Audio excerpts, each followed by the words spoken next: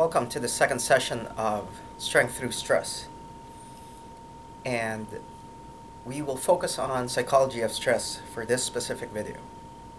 If you have taken college courses in your life, it's not hard to imagine that you have taken a Psychology 101 or Introduction to Psychology or General Psychology to have a chapter on stress management. So given that, this could be just a review for you. But if it's been a while since you have taken that, well, here we are. So, my first question to you is: do you think stress is predominantly psychologically based? Do you think it's all mental, as one is going to put it? And why do you think that is, or why is it not? So I want you to go ahead and think about that. And then, if you have taken a psychology course, what psychological theories that you remember, and how does it apply in terms of clarifying what stress is? So, I want you to go ahead and think about that. If you need to go ahead and pause, feel free to go ahead and pause so you can go ahead and write your thoughts down. Now, let's move on. Possibly one of the names that's very familiar to you is Sigmund Freud. And I'm sure you would remember or be familiar as well with the phrase defense mechanisms. Defense mechanisms are, let's begin with the first word, defense. You're defending something. So what are you trying to defend? Basically your ego. And if you're defending your ego, what it's trying to go ahead and do or accomplish is that we are pleasure-seeking individuals. And when we say pleasure-seeking is that we try to satisfy our biological needs as much as possible. Or that we try to go ahead and avoid pain. That's what we're trying to go ahead and accomplish when we go ahead and use defense mechanisms.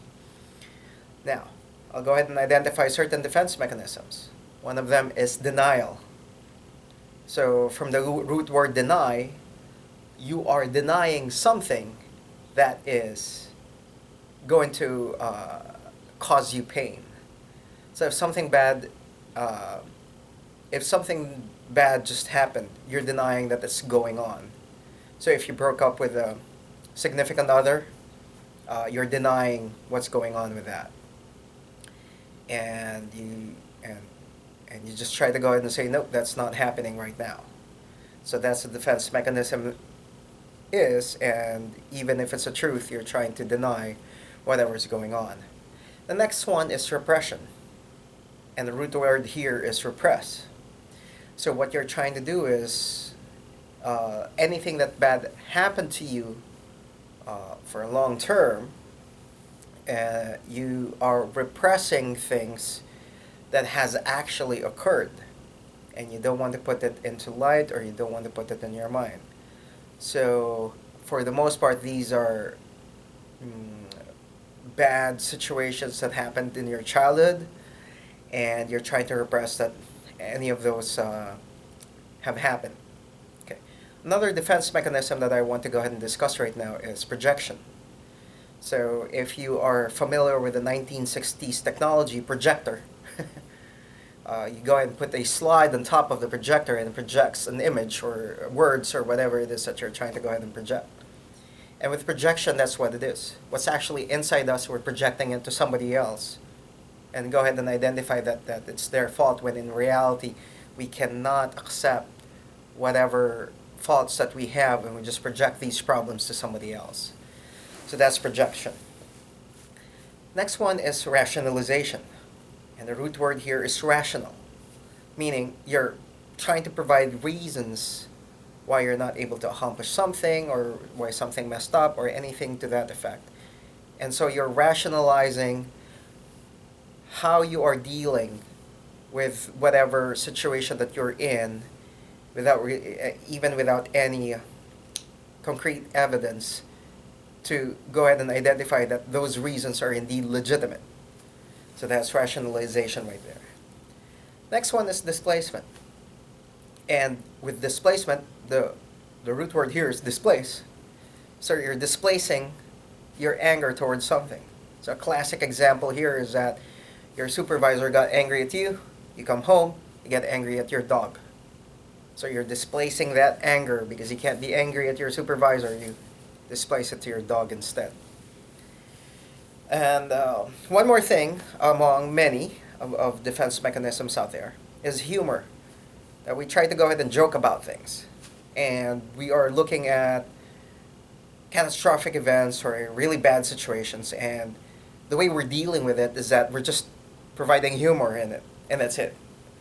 So, with humor, we try to just take things lightly, and of course, that could help. But if that's the only way to go ahead and protect our ego, then again, you're just using a defense mechanism by Freud. So, overall, these are the defense mechanisms, some of the defense mechanisms out there, and you go ahead and identify and uh, how can you easily use these defense mechanisms in order to protect your ego, and how does this deal in working with stress. All right.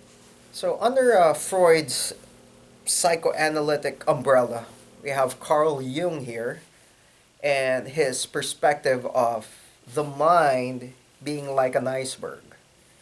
So, if you can imagine, or if you can draw or look at a picture right now of what an iceberg is, whatever you're seeing on top of water, that's only a small portion versus whatever is submerged in there.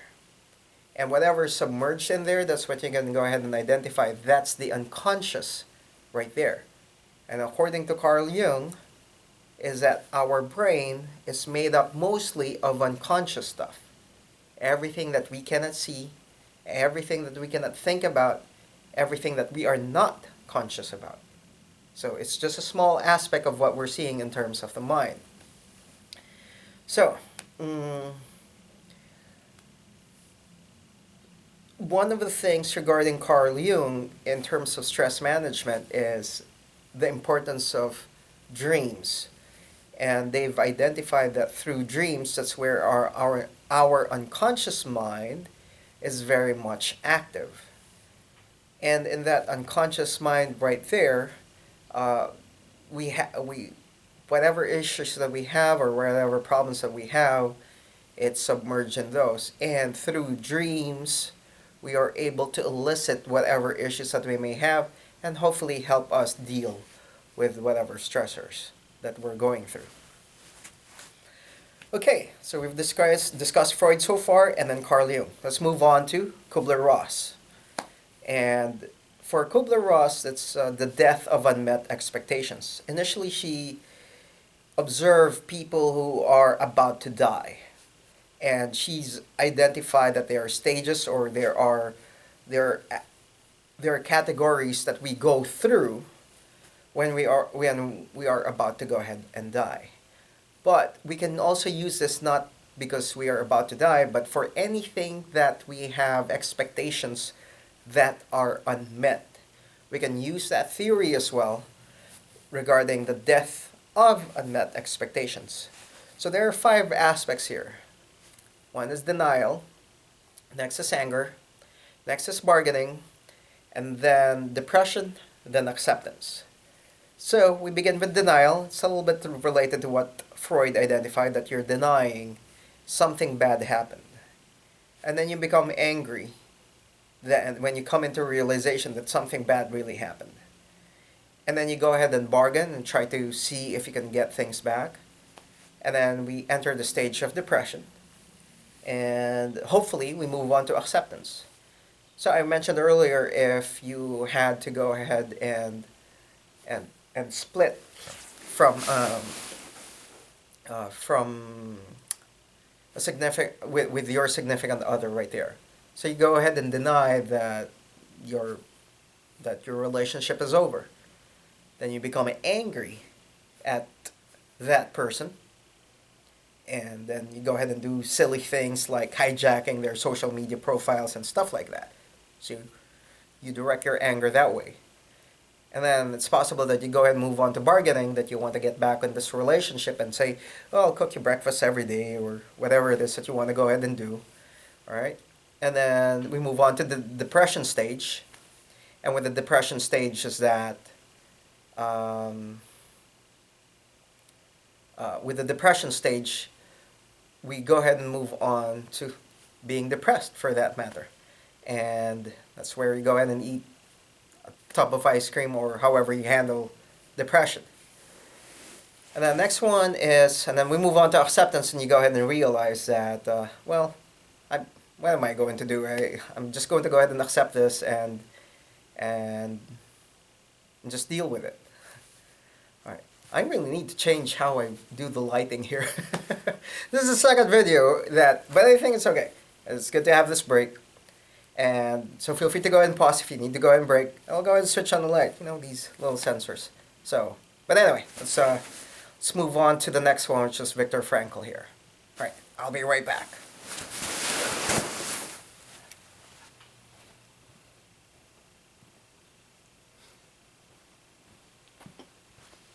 All right, that was just a few steps away. So let's go and move on. All right, Frankl, Search for Life's Meaning. He was one of the survivors during World War II, and he was able to survive these camps that he was put in, these terrible situations, by identifying one's life's meaning. And for him, the meaning of life for him was to go ahead and identify that his wife and his daughter was still alive somewhere out there, and that he needs to go ahead and push through and go through those very, very difficult times. And so through that situation, he tried to go ahead and find meaning through suffering. And with his suffering, he was able to find that meaning of what he has to go ahead and keep on going. Right? And then you go ahead and question and ask your own ideals and values of what's really important to you. And again, for him, it was his family that's very important for him. So on that note, what is the meaning of life for you? What is it that keeps you going? What is very important for you? And that is the search for life's meaning for Frankl. Okay? So let's move on to the next psychological theory of stress. So the next one is Dyer, and it's all about guilt and worry. So you go ahead and ask yourself, have you ever had leftover guilt wherein you were always trying to seek for approval? And for the most part, it's your parents or whoever your caregivers were when you were growing up. That's always what you were trying to go ahead and do, that you seek for approval. And sometimes what we do is that there's a self-imposed guilt of what we are as we live through life, and your guilt is based on your own moral or ethical behavior based on the value system that you have. So you have these set of values, and then you live those values every day. And if you don't meet those values that you have, then you go ahead and provide and impose that guilt on yourself. So it's guilt and worry, as Dyer identified. So the next one would be worry. And if you would remember from the first video about what stress is that not having control over anything. So do you worry about things that you don't have control over? And do you worry about things that's rather trivial, that's not really very meaningful to worry about? And then do you worry about things, is it really worth your time and energy? And worrying about them, is it really helpful? Remember, if we phrase this from a strength through stress point of view, you go ahead and identify if whatever you're worrying about is helping you to get better. But if you're just worrying and worrying and worrying, then of course it's not going to help you. So ideally is that you go and use whatever you're worrying about and finding solutions so that you don't have to worry anymore. So that's Dyer's guilt and worry. All right, let's move on to Buscaglia, and it's about self-love. Okay, so with self-love, you have to go ahead and ask yourself, do you have to love yourself first before you're able to go ahead and love others? And and for the most part, I mean, it's not being selfish or narcissistic, but we have to take care of ourselves first in order to be able to help other people out. And so again, it's not only just focusing on yourself and that's it, but you have to take care of yourself. You have to love yourself. And I can imagine the reason why you're watching these series of videos is that you can go ahead and help yourself. So,